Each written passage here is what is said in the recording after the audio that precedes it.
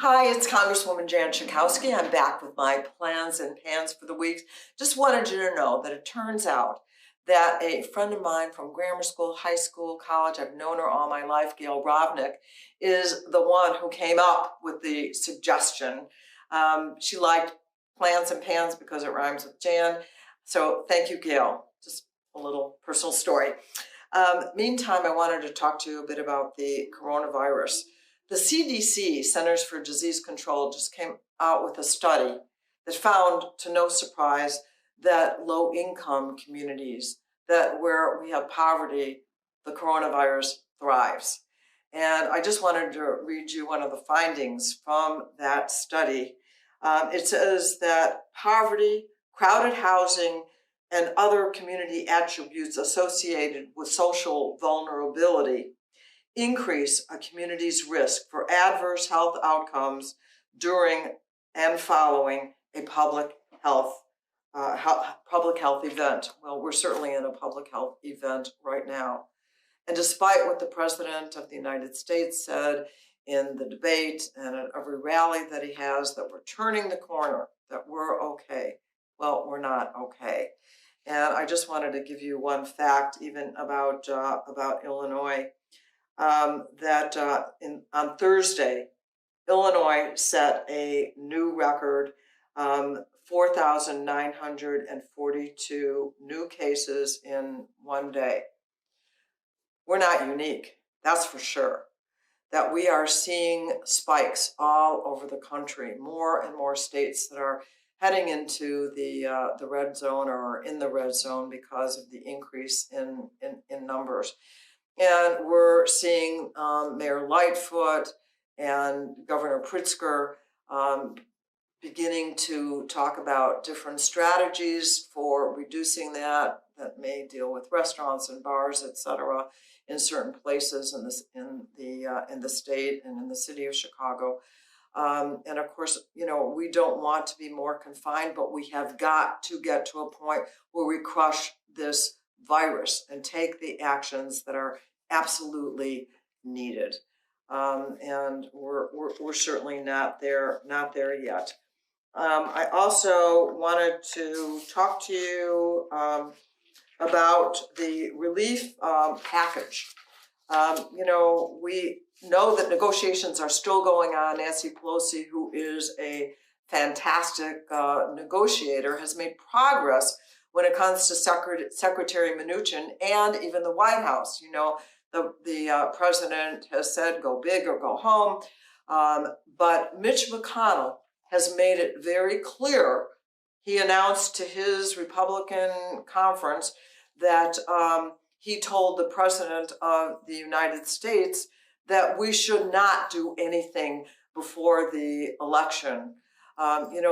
He wants to be sure that he has the votes of, just about all the Republicans in the Senate, and they are not interested in spending money to rescue so many Americans and businesses that are facing this crisis right now. I told you last week we're getting way too many calls of adults, men and women, crying into the telephone because they can't pay their rent. They're afraid of eviction, children on the street being thrown out of their homes. And a woman crying that she had to admit that she couldn't put food on the table. We were able to help her find a pantry. But we are the richest country in the world. We can do better. Even at this moment, we can't afford to make sure that we invest in people right now, people who are truly suffering. So we're going to continue in these negotiations. We're going to continue to push us for as much as we can get. We're beginning to see the White House and Mnuchin and Nancy Pelosi and those conversations making some progress, and we're not going to stop until we get there, whenever that is. I also wanted you to know, I initiated a letter that has 45 members of Congress that have signed it and said that Saudi Arabia should not host the G20 conference this year. They are scheduled to do that next month. Let's remember that this is a nation and people within it that have murdered journalists and human rights defenders, that have put them in jail, especially women. And I had a press conference, a news conference virtually, where we had three women actually, who talked about the mistreatment of themselves and relatives that they have in Saudi Arabia. People who are arrested, kept in jail for years. We can't really come up with what the crime is, but the crime is really that they have stood for women's rights. Women are ruled by men from birth to grave in Saudi Arabia. And it is no country that should be leading the nations of the world at the G20 conference.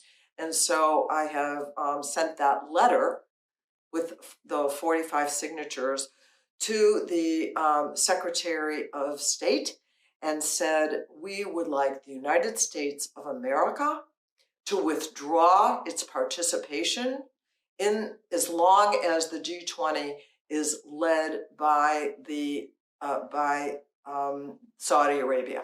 Just say no unless we can get the leadership changed.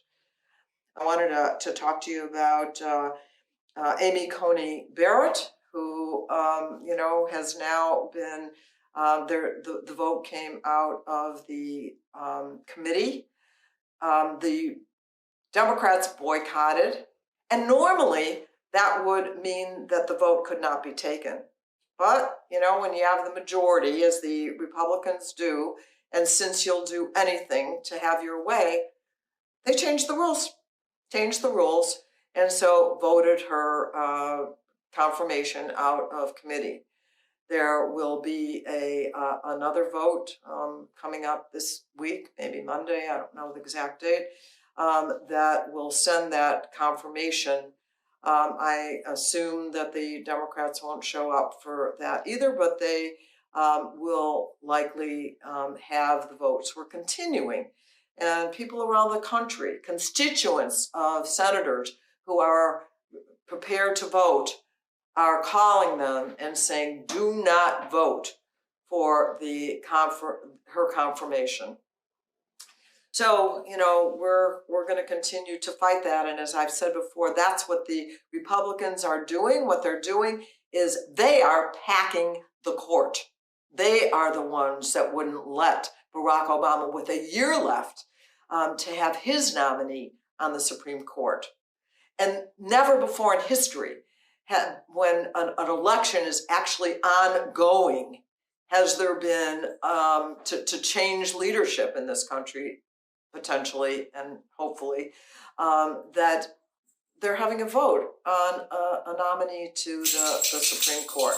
So, they've spent 4 years packing the court, lower courts, not doing much work at all. We have hundreds of bills sitting on the desk of Mitch McConnell, good bills, bipartisan bills in many cases, that he won't consider. He's too busy getting the Senate to vote to confirm judges, often lifetime judges, often judges that have been declared really unqualified to be on the court. And so when you talk about packing the court, that's what the Republicans have been doing. And I am wearing proudly I voted. I went to the Evanston Civic Center. It was not a long wait at the time that I went. There were certainly people in front. It was a lot of fun to be there. Of course, distancing, wearing my mask. But be sure that if you have your mail ballot, you either get it in right away, or you can take it and leave it at the early voting stations and vote that way, or vote at the early voting places, and otherwise have fun on November 3rd and go and vote in person. And you can register You can register to vote. You still can register to vote. So do it. We need everyone to come out to vote. Finally, okay, we have now exceeded 119 days since the president has commented on the fact that Russia is giving money, paying bounties to people in Afghanistan to kill American soldiers. He hasn't commented on it. Even when he was asked about it, he just ignores it and has never commented on it. That is unacceptable activity for the President of the United States.